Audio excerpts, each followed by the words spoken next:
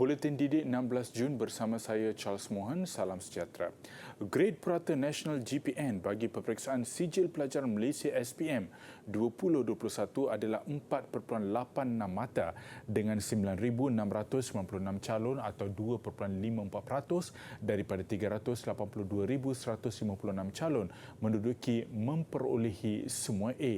Menurut Ketua Pengarah Pendidikan Datuk Nur Zamani Abdul Hamid, beliau berpuas hati dengan GPN berkenaan setelah mengambil kira calon terbabit adalah kohort pertama mengikuti kurikulum standard sekolah menengah KSSM di tingkatan 1 pada 2017 selain cabaran pembelajaran norma baru akibat pandemik COVID-19. Ketika mengumumkan keputusan SPM 2021 di Putrajaya siang tadi, Datuk Nur Zamani memaklumkan 211,334 calon lulus semua mata pelajaran. 336,630 calon juga layak menerima sijil apabila lulus mata pelajaran Bahasa Melayu dan Sejarah termasuk 975 calon berkeperluan khas. Saya tidak membuat perbandingan ya. Kami sedar kepada GPN tersebut tetapi atas kekuatan masing-masing kerana ini adalah kohort pertama yang menduduki KSSM, maka beberapa mata pelajaran yang sebut tadi seperti 3 kategori tadi, dan ini kita kata ada mata pelajaran yang baru, format peperiksaan baru, mata pelajaran sedia ada, format baharu, dan mata pelajaran sedia ada dan juga format sedia ada. Itu juga kita lihat kepada beberapa perkara.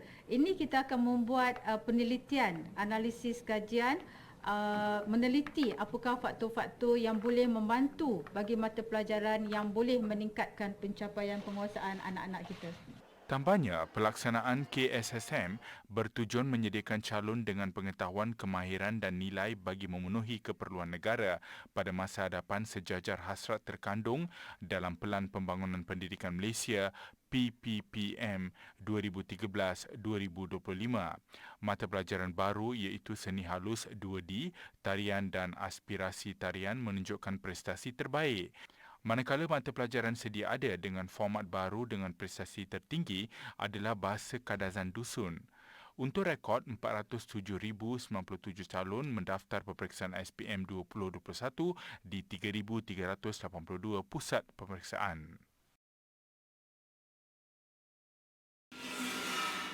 Buat julung kalinya, penguasaan bahasa Inggeris calon dilaporkan dalam 2 bentuk pelaporan iaitu dalam grade SPM dan berdasarkan tahap Common European Framework of Reference for Languages CEFR.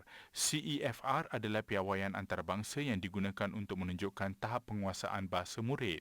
Pelaporan ini tertera pada sijil SPM dan calon juga akan menerima penyataan keputusan bahasa Inggeris yang melaporkan tahap penguasaan keseluruhan dan juga mengikut kemahiran berdasarkan tahap CEFR iaitu tahap Pre-A1 iaitu tahap yang paling rendah sehingga C1 iaitu tahap paling tinggi.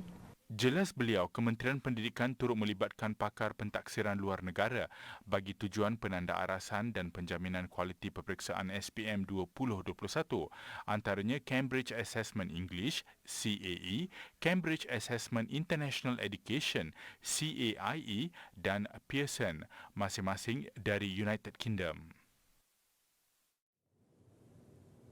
KPM akan menjalankan postmortem bagi mengenal pasti punca 24,941 calon SPM 2021 tidak menduduki peperiksaan itu. Menteri Kanan Pendidikan Datuk Dr. Razijidin berkata kementerian akan melihat trend tahun-tahun sebelumnya dan mengenal pasti pendekatan yang boleh diambil bagi menyelesaikan isu terbabit. Dia macam-macam, pelbagai faktor yang ada dalam konteks sebut seperti mana saya sebut tadi. Kalau calon tu calon sekolah, pihak sekolah memang akan cuba pastikan mereka akan kembali ke sekolah dan tidak ketinggalan. Tetapi berdasarkan tinjauan kami pun di bawah, kita lihat bahawa walaupun ada intervensi daripada pihak sekolah, kadang-kadang murid itu sendiri mengambil keputusan untuk tidak meneruskan atas sebab-sebab yang tertentu. And we have to go through the details to see adakah trend ini berbeza daripada tahun-tahun sebelumnya dan kalau terdapat peningkatan dan apakah pendekatan-pendekatan itu yang kita akan laksanakan. Tambah beliau, pihaknya sentiasa mendekati pelajar dan keluarga yang dikenal pasti mempunyai masalah sehingga menyebabkan pembelajaran terganggu dan tidak dapat meneruskan pengajian atau tidak menduduki peperiksaan khususnya SPM. Beliau ditemui pada sidang media selepas melakukan lawatan ke Sekolah Menengah Kebangsaan Presin 181 Putrajaya.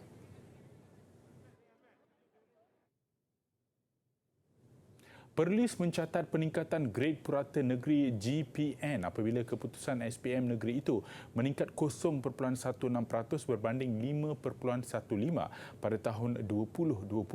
Ia hasil konsep online teaching dan program Wake Up yang diperkenalkan Jabatan Pendidikan Negeri JPN Perlis untuk pengukuhan akademik bagi calon Sijil Pelajaran Malaysia SPM 2021.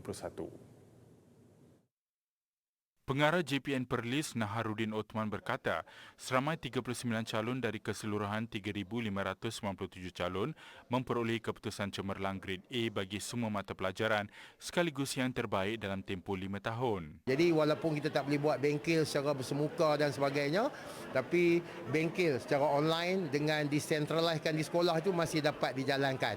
Dan saya rasa bagaimana kita bersedia untuk berhadapan dengan perubahan itu mungkin juga salah satu faktor yang menyebabkan kita mencapai satu keputusan yang baik pada hari ini.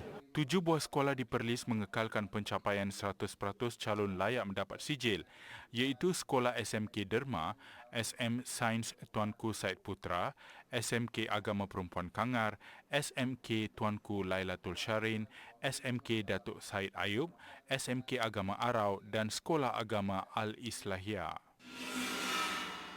Sementara itu, di Negeri Sembilan, 512 calon atau 3.52% dari 62 buah sekolah di Negeri Sembilan memperoleh keputusan cemerlang grade A dalam semua mata pelajaran. Pengarah Pendidikan Negeri Sembilan, Datuk Matfia Mat Jamin berkata 3 sekolah iaitu Kolej Tunku Kerusia, Sekolah Menengah Sains Tuanku Aisyah Rohani dan Sekolah Menengah Sains Tuanku Munawir mencatat pencapaian semua A melebihi 30%. Pencapaian calon di bandar dan di luar bandar mengikut grade purata negeri pada tahun 2021 adalah seperti berikut. Dengan silibus baru KSSM, pencapaian GPN bandar ialah 4.58 dan luar bandar 4.81 dengan jurang 0.23 berbanding dengan sebelum KSSM pada tahun 2020. Jurang ialah 0.09.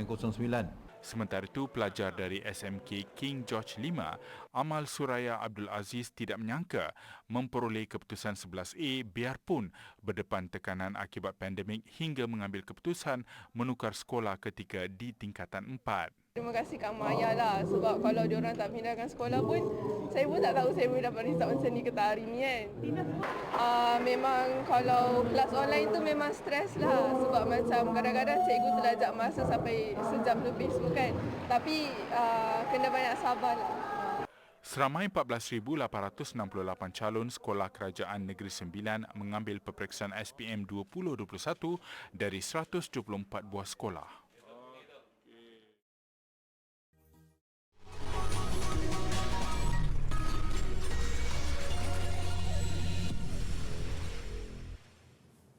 Bersua kembali. Pelbagai reaksi suka-duka, lilangan air mata dan sorakan kegembiraan mewarnai Dewan Sekolah hari ini sejurus keputusan SPM diumumkan. Inilah hasil usaha dan pengorbanan yang dilakukan mereka selama 2 tahun. Apapun keputusannya, perjalanan anda masih panjang dan ini hanyalah permulaan bagi satu perjalanan baru. Belajar dalam persekitaran pandemik COVID-19 bukanlah sesuatu yang mudah, namun inilah cabaran yang harus ditempuhi mereka. Bagi 2 pelajar cemerlang SMK Presin 181 Putrajaya, Irzati Batrisha Ibrahim dan Aiman Zafri Sani Zuhairi, mereka tidak menolak kesukaran pembelajaran atas talian sebagai cabaran utama. Namun, berkat sokongan keluarga dan guru, cabaran itu berjaya diatasi. Panjang 2 tahun ni kan kita belajar ikut online, jadi saya macam struggle sendirilah untuk belajar sendiri, untuk faham sendiri apa. Lepas tu cikgu pula banyak bantu saya walaupun dalam online. Terima kasih cikgu-cikgu. Saya bangga sangat. Puan memang menjangkakan ke yang dia akan dapat pentas hari ini? Sebenarnya saya dah menjangkakan tapi tak adalah sampai macam ni sekali. Mak saya memberikan banyak semangat kepada saya. Dia nak saya dapat straight kan, tapi okeylah, saya boleh. Saya telah buat sebaik saya mungkin. Harapan saya yang paling besar sekali adalah usaha yang Aiman dah buat selama ni berbaloilah mendapat balasan yang setimpalnya. Ini pula cerita pelajar yang tidak pernah menjadikan kekurangan diri sebagai penghalang. Sebaliknya, ia dijadikan kekuatan yang mendorong untuk berjaya seperti pelajar normal yang lain. Itulah azam yang dipegang Tengku Abdul Aziz Tengku Mat Fauzi, pelajar berkeperluan khas dari Sekolah Menengah Imtiaz Dungun Terengganu yang mengalami masalah pendengaran. Memperoleh keputusan cemerlang 12A, dia bercita-cita mahu menjadi ahli fizik. Kita kena menganggap tu sebagai cabaran. Jadi kita kena atasi cabaran tu. So kita atasi cabaran dan kita just enjoy the process. So bila kita enjoy, insya-Allah kita akan dapat kejayaan. Yang pertama saya ambil berat dia supaya dia sentiasa solat, doa, banyak baca Quran. Dia sekolah imtiaz pun dia hafal Quran kan. Dengan doa. Kemudian saya beritahu anak saya, walaupun kita ada masalah pendengaran, tapi anggaplah itu sebagai satu cubaan bagi dia, mendugaan dia. Dengan semangat dan iltizam yang tinggi, segalanya mampu tercapai dan menjadi punca kejayaan kepada para pelajar yang menerima keputusan SPM pada hari ini. Dan pastinya, ia merupakan titik permulaan bagi mereka untuk menempa kejayaan yang lebih besar dan membanggakan pada masa akan datang. Jika tidak dipecahkan ruyung, manakan dapat sagunya. Jika usaha setinggi gunung, pasti cemerlang puncaknya.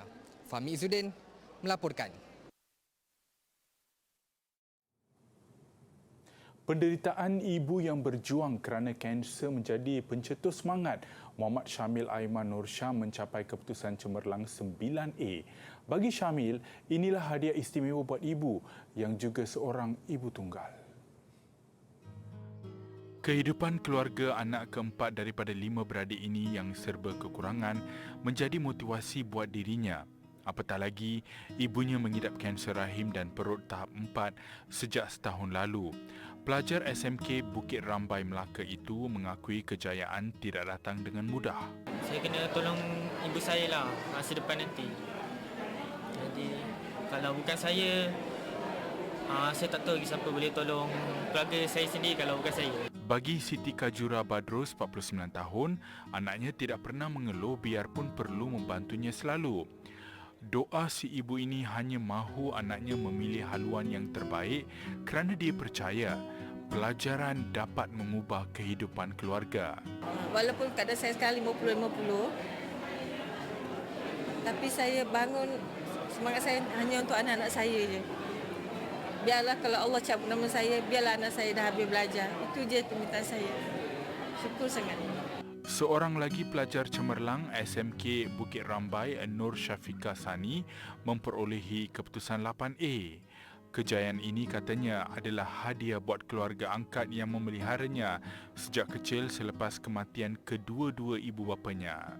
Dia tak pernah biarkan saya macam seorang kat belakang. Dia selalu support saya. My family memang selalu bantu saya semuanya.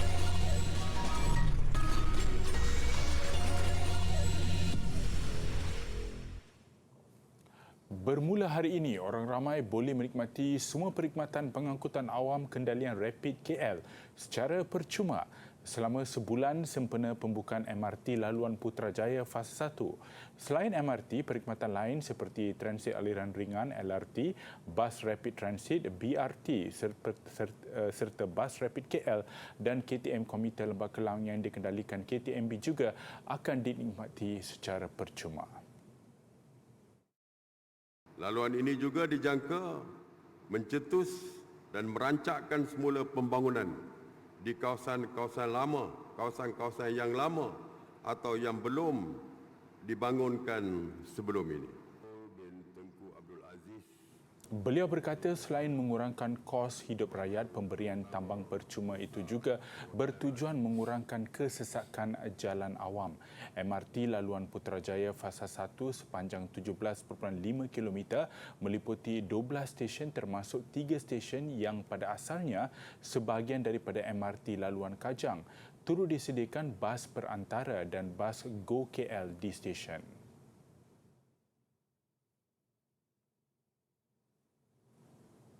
Sebuah syarikat di Belanda menggunakan drone akuatik bagi mengatasi masalah pembuangan sampah di tasik.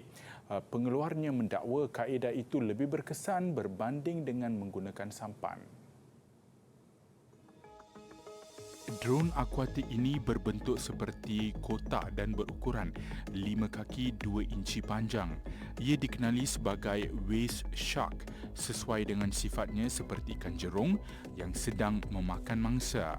So we wanted it to be as easy to deploy as possible, as easy to capture the trash and bring it back to land, make it safer so that the operator stood on the shore rather than was in the water, make it battery operated so it was zero emissions, not diesel or fossil fuel powered, and it was easy to store away. A lot of the time our customers have bigger boats that need a captain and lots of maintenance and a lot of mechanical movement to make them work. We wanted something very sleek, very simple, gets the trash out and starts recycling faster than what is being done right now.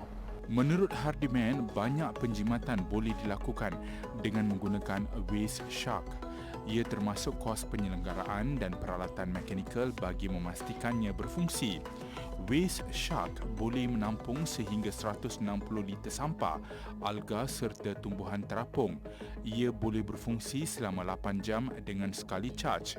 Setakat ini hanya beberapa buah negara menggunakannya seperti Amerika Syarikat, United Kingdom, Nigeria dan Singapura.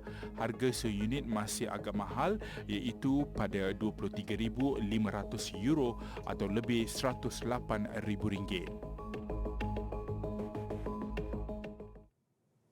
Hasil kecekapan pihak polis, pelbagai artifak kuno dapat diperolehi semula dan kini dipamerkan di sebuah muzium khas di Itali. Artifak itu dikesan oleh satu unit pakar dan dijumpai di beberapa lokasi di Amerika Syarikat.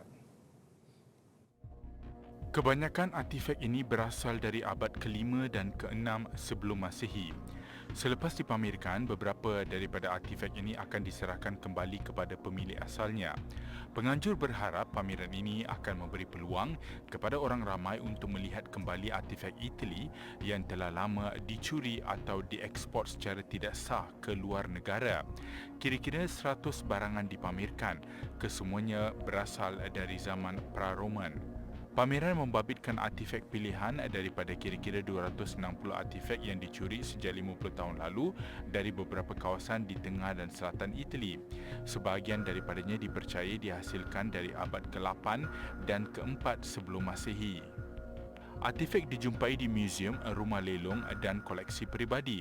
Ia dipulangkan semula ke Itali pada 15 Disember tahun lalu. Semua artifak akan diserah kepada pemilik sebenarnya sebaik pameran tamat pada Oktober depan. Selepas itu, artifak lain yang dijumpai semula pula akan dipamerkan.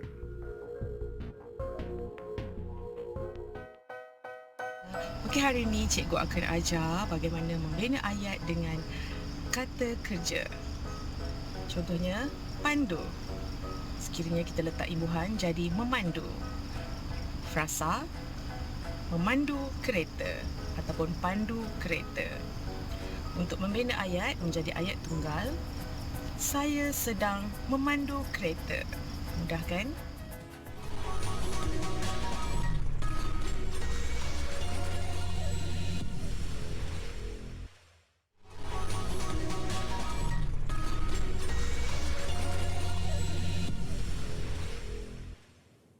Sukan, jago badminton negara Lee Zijia mengakui semangatnya semakin bagus di terbuka Indonesia. Zijia pemain nombor 5 dunia dan pilihan ke-6 untuk kejohanan itu mara ke peringkat suku akhir apabila menundukkan pemain India Samir Verma dengan keputusan straight set.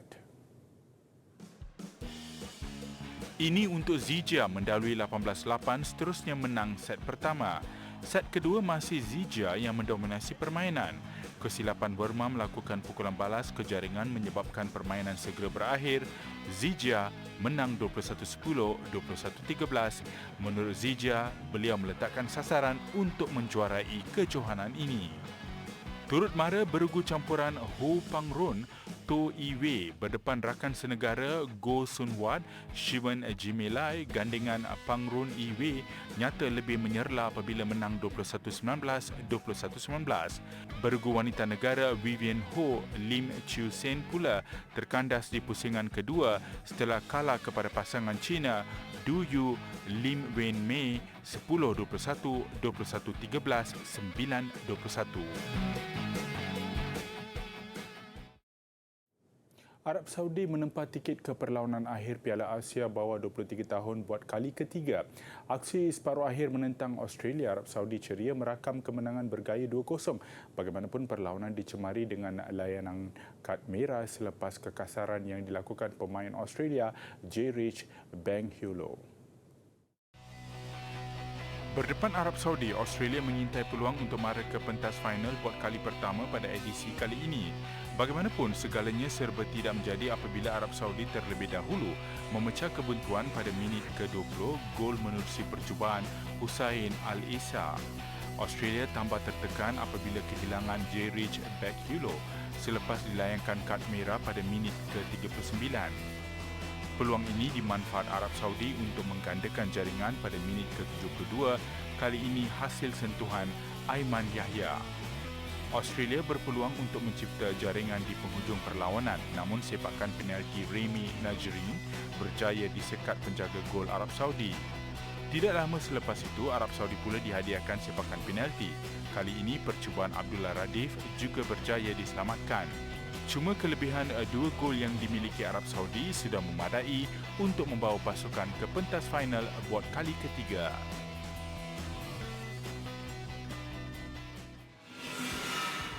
Menanti Arab Saudi di pentas akhir, pasukan tuan rumah Uzbekistan yang menyingkirkan juara edisi 2016 Jepun menerusi kemenangan 2-0. Bagaimanapun, gol pembukaan hanya hadir pada babak kedua hasil jaringan Jasurbek Jalolid Dinov pada minit ke-60. Jepun bagaimanapun tidak mudah menyerah, kembali giat untuk mencari gol penyamaan, namun segalanya serba tidak menjadi. Sebaliknya, Uzbekistan berjaya menggandakan jaringan menerusi Hussein Anorshev ketika permainan hanya berbaki seminit. Kemenangan 2-0 yang diraih menyaksikan Uzbekistan ceria melangkah ke perlawanan akhir di bumi sendiri selain turut berpeluang mengulangi pencapaian menjulung trofi kejuaraan seperti yang dilakukan pada edisi 2018. Suasana di sekolah-sekolah seluruh negara ketika keputusan peperiksaan SPM 2021 diumumkan mengakhiri buletin didik. Bagi pihak kru penerbitan buletin didik, tahniah kepada semua pelajar atas pencapaian anda. Saya Charles Mohan, salam hormat dan kita jumpa lagi.